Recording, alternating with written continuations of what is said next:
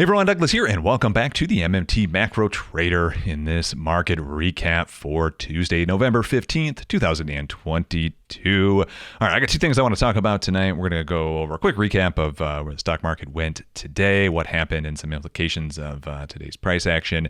And then we'll transition into kind of the main macro point of tonight, which is on Bitcoin. And we'll spend some time talking about macro theory, Bitcoin, and if something like Bitcoin ever comes around again, or even if Bitcoin were to kind of spike up in price and interest were to start up again, kind of how to think of the whole crypto space and Bitcoin space. So anyway, first things first, kind of quick recap of where we were at today. Bit of a roller coaster ride. We started out after the PPI data came out, big surge higher in stocks, and then essentially consolidated for the day until the news came out that a potential rocket had hit Poland from Russia, killing 2 people.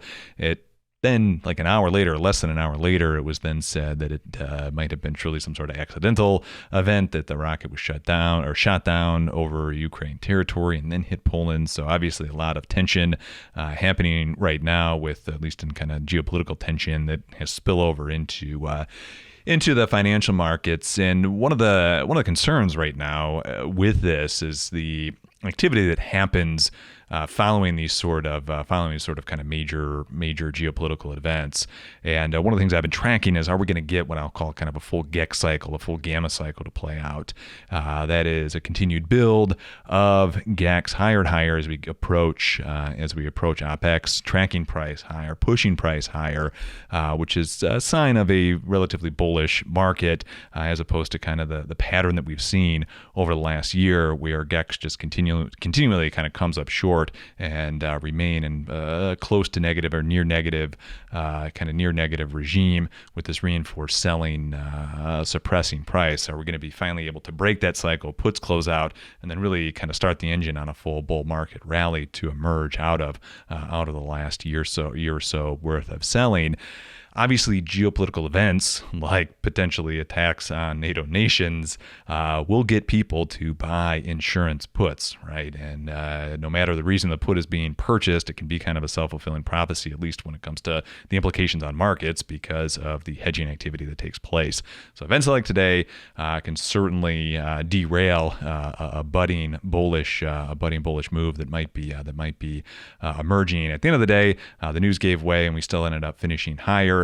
If you are a Patreon member, I did put out the daily dashboard. Make sure you check out the vol shift model. Interesting things happening there, but suffice to say, it looks as though, despite kind of the bit of volatility we saw today, that we might still be on that bullish track, at least for the remainder of the week. And then we have OPEX this week, so we'll have to see how things progress through OPEX. But so far, so good. This is the first time I've personally been long this market in quite a long time, and we're taking baby steps here. We'll see how things play out going forward. But definitely, maybe some of the first signs since kind of the last glimmer of hope that started all the way back in June of a bull market starting to emerge. We still have a long ways to go, but I think we might finally be on the right track here, assuming we're not going to get derailed and a bunch of new puts get open, and then we just kind of repeat the cycle going forward. So I have to see on that. So that's kind of the recap, at least with regard to where equities are today. The other thing I wanted to talk about today is Bitcoin. Kind of the main macro point that I want to make here, and obviously the fallout from FTX and the collapse of the platform, and Sam Bankman-Fried and the implication of him trading client money and everything, and being a quasi Ponzi scheme. As that's all played out, I think one big piece has been completely missing from all of this, and it's just a great kind of macro 101 thing to have in the back of your mind, and that is Bitcoin's not money, right? I mean, there's still a massive misunderstanding of what money is, and I've been recently listening to. I didn't realize that this was recorded. Really excited that it's out there, but Lex Friedman, the Lex Friedman podcast, had over a 3-hour interview with Steve Keen. Definitely worth checking out. If I can remember, I'll make sure and link it in the description below. But either way, get on YouTube and just type in Lex Friedman, Steve Keen. great interview. And, one of the things he did very well in there and very succinctly, and I wish Lex Friedman would have kind of stuck on this point a little bit longer, but Steve Keen just did a great job of really defining what money is and what money isn't. And he made the point that money is effectively the claim on someone else's asset, right? And I think as most kind of macro practitioners don't get that point. It only takes a few minutes on Twitter to realize this is just a point that is missed, and the implications of this point are very important, especially when you start to see markets such as Bitcoin that emerge, or any market that emerges on top of something like a gold-backed currency or anything like that, any backed currency, any pegged currency, effectively kind of misses the point on what money truly is, but more particularly in this case, kind of a commodity money like Bitcoin. Again, the definition of money is the claim on someone else's asset, right? So if in a true monetary system, money gets created when there is both an asset and a liability being created at the same time through the monetary system. And that is a core function of what a capitalist economy is all about. You can't have a capitalist economy without a monetary system. And a monetary system is definitionally a money system, and a money system is a claim on someone else's. Money is a claim on someone else's stuff, right? And that is where the money system begins. And Bitcoin fundamentally is not that. It is. I don't care if it's a shared ledger. I don't care whatever decentralized language you want to put into what Bitcoin might be, how big it is. At the end of the day, it is effectively a cracked code and a claim on the next Bitcoin, which is still just a thing of barter at best, a thing you can exchange for real money, a thing you can continue to hold in its kind of barter form and its real form as Bitcoin, but it is still a thing, no matter how impressive that thing might be to the person who's mining it or just paid, back in 2021, $60,000 for it. It is still exactly that, just a thing. The implication of this is what's important, right? Because when you get money-like things, right? When you get things that want to be used as money, what does end up happening is on top of that, you get a finance system, a money system to emerge on top of that. And that is where this ties into things like FTX and Binance and the rest of the kind of macro economy, or I'm sorry, the macro Bitcoin economy that got built on top of Bitcoin itself. And this is where, again, the insights of Steve Keen and the podcast interview was great. I wish you would have had more time to really hit home some of the implications of Minsky and what Hyman Minsky had to say.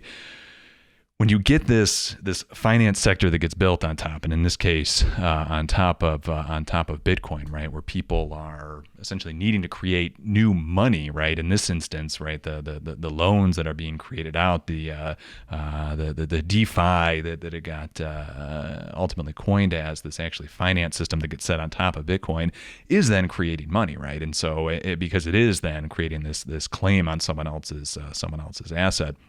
And that really is then kind of a monetary system being built on top of this digital token. What happens is these systems become very unstable, and the essentially the theory that the instability hypothesis that Hyman Minsky develops becomes in full play here, right? These kind of quasi banking systems like FTX, Binance, they need to continue to expand their balance sheet to remain competitive as a quasi bank in this ever expanding universe of the finance sector that grows on top of this Bitcoin entity. It doesn't have to be Bitcoin. I mean, we see this happen in gold. We see this happen in currencies that back themselves. I mean, this whole concept happens. And the problem is that when more of the underlying kind of reserve currencies, in this case Bitcoin, but in the U.S.'s in the U.S.'s case, it would be actual dollars themselves. If that base doesn't continue to grow to allow the balance sheet capacity of the underlying or of the finance sector that's overlaying kind of what we'll call kind of the core reserve asset, right? You're going to have these massive cycles of instability of money creation and money destruction happen.